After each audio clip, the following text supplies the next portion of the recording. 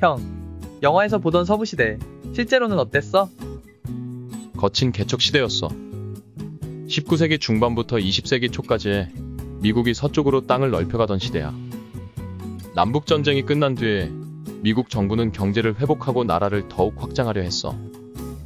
당시 동부에서는 산업화가 빠르게 진행됐지만 서부는 아직 넓은 황야였지. 정부는 이곳을 개발하고 정착을 유도하기 위해 1862년 홈스테드법을 만들었어. 이 법의 핵심은 간단했어. 서부로 가서 5년 동안 농사를 지으면 160에이커의 땅을 공짜로 준다. 미국 정부가 이렇게까지 땅을 나눠준 이유는 명확했어. 서부를 개발하면서 국가를 확장하려 했고, 남북전쟁 이후 경제를 활성화하고 사회를 안정시키는 것도 중요했지. 또 서부 지역의 자원을 활용하여 유럽 국가들과의 경쟁에서 우위를 점하려 했어. 그 마을에 사람들이 몰려들었지. 가난한 농민, 유럽 이민자, 흑인 해방민, 심지어 전과자들까지. 서부는 인생 리셋의 땅이었어. 그런데 문제는 그 땅에 이미 누가 살고 있었다는 거야. 바로 아메리카 원주민, 인디언들이지. 수천 년간 살던 땅을 침입자들이 차지하려 하니까 당연히 갈등이 터졌고 수십 년에 걸친 인디언 전쟁이 시작돼.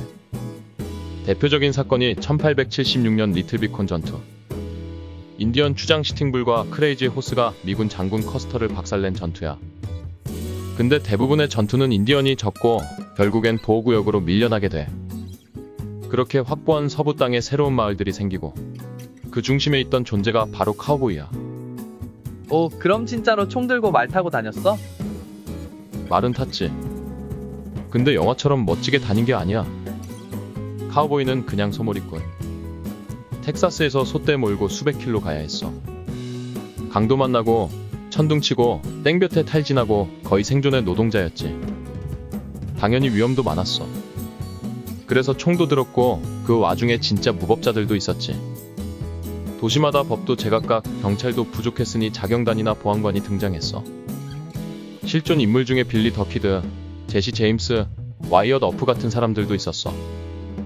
보안관이 총잡이랑 맞짱 뜨는 건 드물었지만 현상금 사냥꾼들이 범죄자 쫓고 다닌 건 실제로 있었던 일이야. 그럼 영화에서처럼 매일 총싸움하고 그랬던 건 과장이네? 맞아. 총싸움은 흔하지 않았어. 오히려 협박, 강도, 도망 같은 게 더 일상적이었지. 총알이 귀했거든. 그런데 1849년 캘리포니아에서 금이 발견되면서 상황이 또 바뀌어. 골드러시라고 하는데 수천 명이 금 찾으러 몰려들었지. 근데 실제로 금 캐서 부자된 사람은 극소수. 오히려 돈을 번 건 사판상인, 술집 주인, 지분 가진 사람들이야. 결국 또 장사꾼이 이겼네? 언제나 그렇지.